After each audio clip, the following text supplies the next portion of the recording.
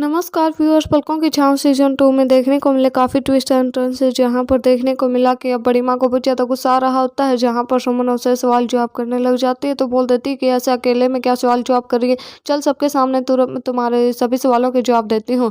तो वहाँ पर सबके सामने बोल रही होती है कि सुमन, मैंने इसलिए तुम्हें दूर किया था इस घर से, इसलिए तुम्हें धक्के मारकर इस घर से निकाला था क्योंकि अब अंशुमन अपनी ज़िंदगी में आगे बढ़ने लगा था। उसने संध्या के साथ शादी कर ली थी, मतलब चाहे कैसे भी की हो, लेकिन अब वो मतलब जो संध्या है वो अंशुमन की पत्नी बन चुकी थी क्योंकि अंशुमन ने उसकी मांग में सिंदूर लगा दिया था।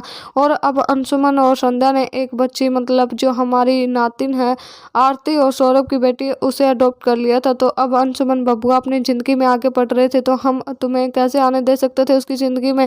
अगर तुम यहाँ पर एकदम से उस समय यहाँ पर आ जाती तो फिर से सब कुछ तबाह हो जाता, लेकिन तुम पीछे हटने वाली कहाँ थी, फिर से यहाँ पर आ गई। देखो अब तुम्हारी वजह से घर में हर रोज़ कितने सारे ड्रामे होते हैं, फिर से अंशुमन बबुआ की ज़िंदगी में कितने सारे तूफान आने लगे हैं।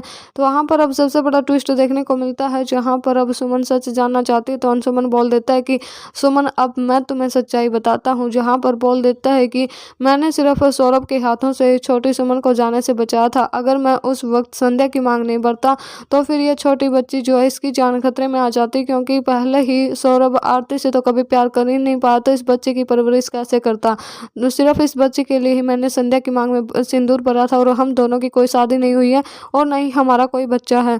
तो वहाँ पर अब सबसे बड़ा ट्विस्ट देखने को मिलता है, जहाँ पर बड़ी माँ की वजह से ही खुल जाता है पूरे परिवार के सामने। यहाँ पर सुमन और अंशुमन की गलतफहमी दूर हो जाती है और बड़ी माँ का राज खुल जाता है, क्योंकि बड़ी माँ ने सुमन के साथ की थी बहुत बड़ी चालाकी, बोले थे उसके सामने कई सारे झूठ और पकड़ी जाती है बड़ी माँ।